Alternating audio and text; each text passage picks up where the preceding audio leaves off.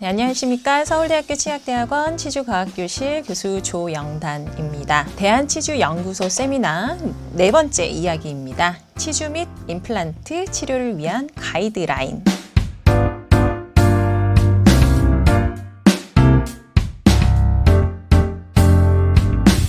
대한치주연구소 세미나 구독, 좋아요, 알림 설정!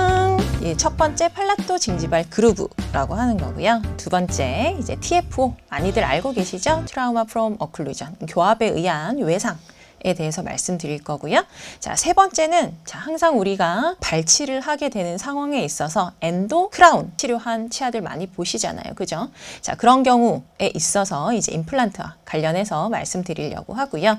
자, 네 번째, 다섯 번째는 임플란트 얘기인데요. 이제 이미디엇 임플란테이션 할 때 우리가 고민되는 상황들. 자, 그 다음에 임플란트를 심었는데 자연치 옆에 너무 가까워요. 붙었어요. 할 때 우리가 맞닥뜨리게 되는 상황들에 대해서 말씀드리려고 합니다. 자, 첫 번째는요. 팔라토 징지발 그루브가 되겠습니다. 들어본 적 있으신가요? 자, 이 팔라토 징지발 그루브라고 하는 거는요. 이제 대부분 12번, 22번 이제 상악 측절치에 발생을 합니다. 이 유병률이 한 5% 내외라고 얘기가 되어 있는데요. 많은 환자들을 봤어요. 그러니까 첫 번째 이런 환자들을 만나고 나서 이런 경우도 있겠다라는 거를 알고 나서부터 제가 12번, 22번을 항상 유심히 보기 때문인 것 같기도 합니다. 팔라탈 부분에서 이렇게 그루브가 만들어지는 겁니다. 이렇게 그루브가 만들어지는 게 치아가 만들어지는 발육 과정에서 잘못 만들어진 거죠. 이 부분이 매끈해져야 되는데 그렇지 못하고 이런 채널을 형성을 하게 됩니다.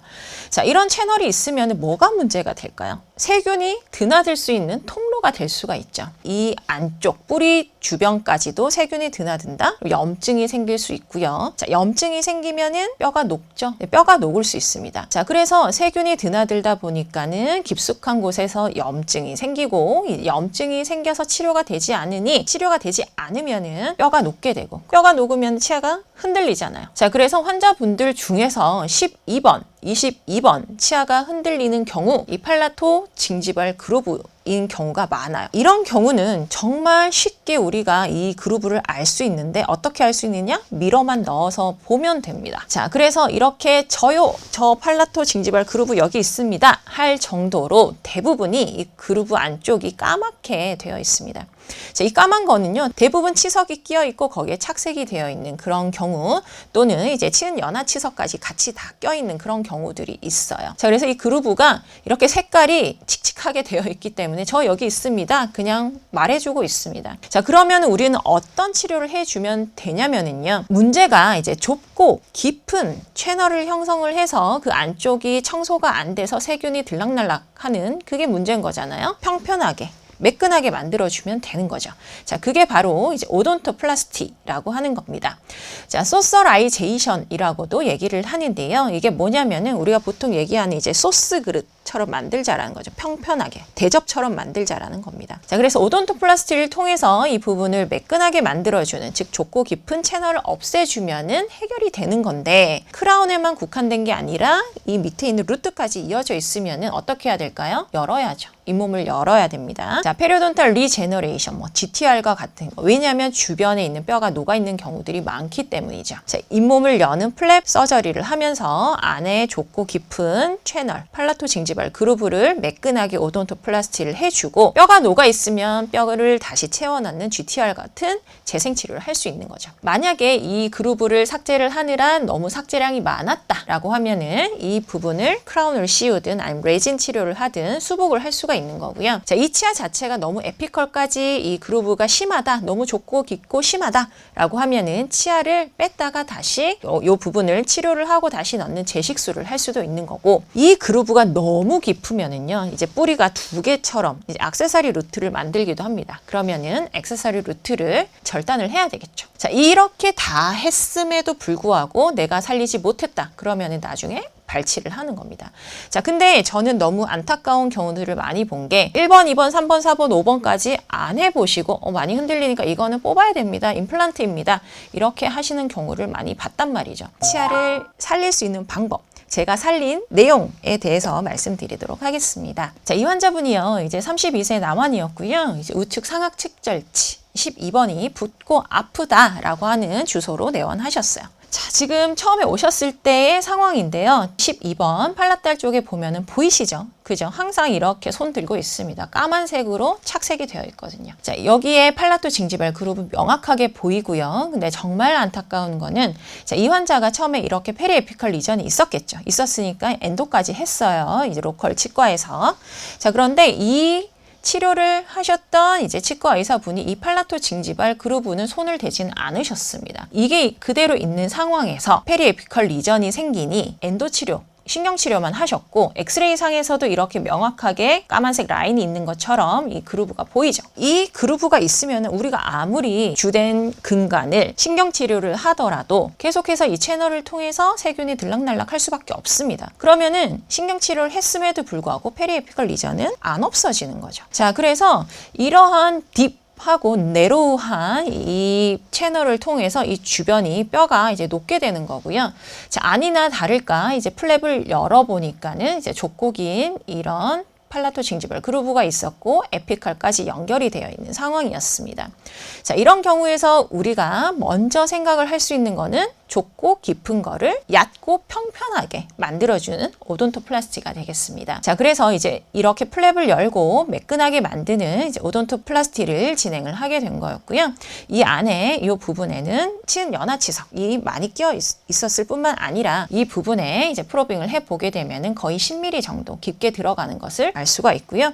자, 모빌리티 당연히 있겠죠. 뼈가 녹았는데 모빌리티 없을 수 없죠. 그죠? 모빌리티도 있었어요. 자, 그래서 제가 해준 거는 플랩을 열어서 안에 있는 염증 제거를 해주고 팔라토 징지발 그루브를 평평하게 만들어주는 오돈토플라스티를 진행을 했습니다. 스티치 아웃 할 때 모습인데요. 보게 되면은 염증이 점점 없어지는 걸 볼 수가 있고 그때 당시에도 아직 모빌리티는 좀 있었어요. 자, 하지만 5개월 정도 된 시점에서 보게 되면은요. 모빌리티 없습니다. 없고 거의 10mm까지 들어가던 프로빙 뎁스 4mm 정도로 줄었어요. 자, 그래서 비포 애프터를 보게 되면은요. 처음에 오셨을 때 엔도는 했으나 계속 페리에피컬 리전이 있는 그런 상황이었고요.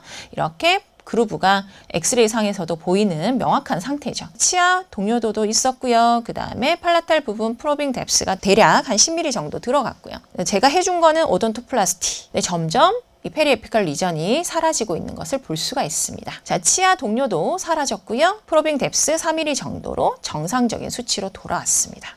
자, 이렇게 되면은요, 뽑을 이유가 없죠. 치아를 살려줬고요.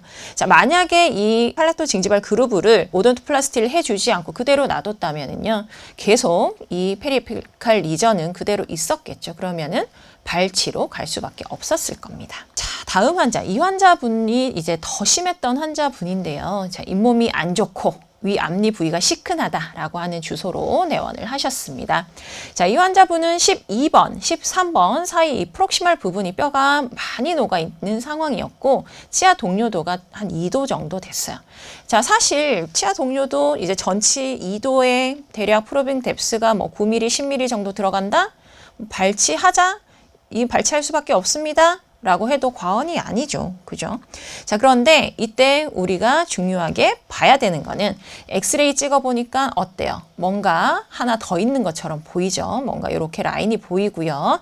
자, 그 다음에 이 팔라탈 쪽에 미러를 넣어서 보게 되면은 뭐가 보이십니까? 이렇게 팔라토 징지발 그루브가 또 손들고 있죠. 항상 치석이 껴있고 착색이 되어 있기 때문에 모를 수가 없습니다. 자, 그래서 가장 기본 오돈토플라스티가 되겠죠. 자, 이렇게 플랩을 열어서 보니까는 이 그루브 안쪽으로 치석이 이렇게 껴있는 거 보이시죠? 자, 제일 먼저 해야 되는 거는 매끈하게 만드는 오돈토플라스티. 그 다음에 12번, 13번 사이가 뼈가 너무 많이 녹았었기 때문에 이런 식으로 골 이식제를 넣어주고 차폐막을 덮어주고 GTR 를 수행을 해줬죠. 자, 그래서 이제 힐링을 진행을 했고요. 한 대략 3개월 정도 되는 시점에서 리콜책을 했을 때 한 9mm 정도까지 들어가던 프록시말 부분의 프로빙 뎁스가 4, 5mm로 줄어드는 것을 볼 수가 있습니다. 자, 치아의 동요도도 2도에서 1도로 감소를 하였고요. 환자의 불편함도 줄어들었습니다. 자, 비포, 애프터를 보게 되면은요. 자, 비포에서 페리에피컬 리전이 있었고요. 이렇게 팔라토 징지발 그루브가 엑스레이 상에 명확하게 나타나는 거 보이시죠? 오돈토플라스티 진행을 했고요. GTR 했고요. 그다음에 엔도까지 치료를 했을 때 15개월 정도 되는 시점에서 페리에피컬 리전 없어진 거 보이고요. 치아의 동료도도 이제 사라지게 되었습니다. 자, 비포 애프터 임상사진으로 또 비교를 해보면은요. 이렇게 그루브가 있는 부분, 프로빙 뎁스 아주 깊은 거 보이시죠? 모빌리티 2도 정도였습니다. 사실 뽑아도 큰 문제 없는 치아를 오돈토플라스티 했고요. GTR을 해서 정상적인 프로빙 뎁스로 만들어줬고요. 치아 동료도 사라졌습니다. 치아에 생명력을 불어넣어 준 거죠. 자, 그래서 우리가 이렇게 이제 치아가 12번, 22번이 많이 흔들리고 페리에피컬 리전이 있다 라고 했을 때 팔라토 징지발 그루브가 있는지 없는지 확인을 해 보시고 있으면은 정말 이 치아를 살릴 수 있는 마지막 기회다라고 생각을 하시면 될 것 같습니다. 자, 그래서 저는 이런 케이스가 너무 많았어요. 너무 많았기 때문에 이런 치아들은 거의 다 살려냈거든요. 자, 그러면 어떻게 해야 될까요? 여기에 대해서 보고를 해야 되겠죠. 그죠? 이제 2018년도에 이제 논문을 냈었고요. 여기서 제가 이제 요약하자면 상악 전치부의 측절치 12번, 22번의 경우 이런 팔라탈 그루브로 인한 티슈 조직 파괴가 발생 가능하더라라는 거고요.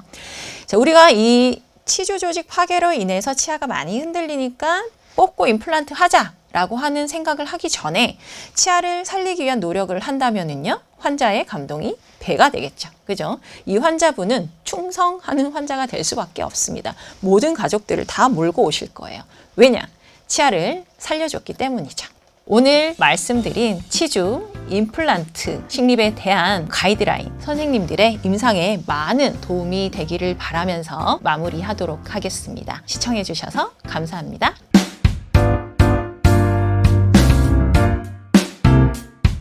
대한치주연구소 세미나 구독, 좋아요, 알림 설정!